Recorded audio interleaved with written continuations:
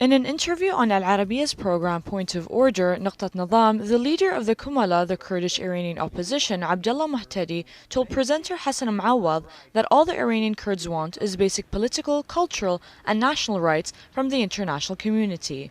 Muhtadi said that the Kumala supported the Green Movement in 2009 under the belief that it would be a vehicle of change. We are for a real social movement that strive for political change in Iran.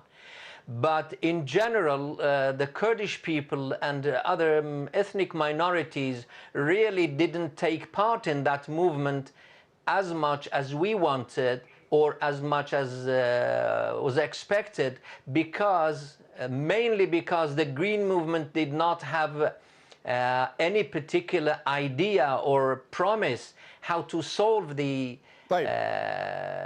oppression and the plights of these nationalities. The Green Movement was confined to the capital city of Iran, to Tehran, and this one of the main weak points of that movement. In one example, Muhtadi said that while it is recognized in the Iranian constitution that ethnic minorities have the right to study a language other than Persian, it is not actually allowed. Aside language rights, Muhtadi also provided an example of religion. There is no one single Sunni mosque in Tehran. It is not allowed for them. Even there was a small prayer house in Tehran for Sunnis. They demolished it. And now Sunni people in Tehran, who at least are 1 million people, they have to go to Pakistani embassy or Saudi embassy to do their prayers. While Muhtadi said it wasn't entirely an issue of Sunnis versus Shiites, he said discrimination did exist. They are trying to assimilate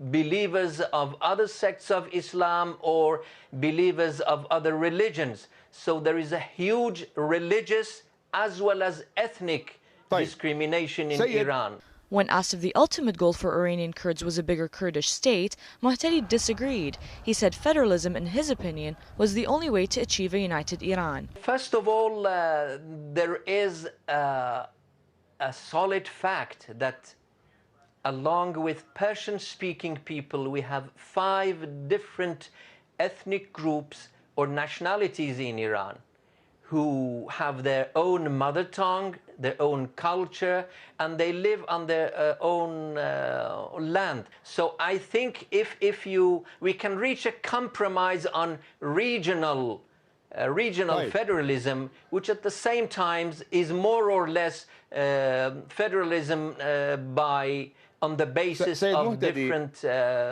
nationalities. I'm not suggesting that we should copy the Iraqi model. We can have our own model based our own desire and history and culture and all that.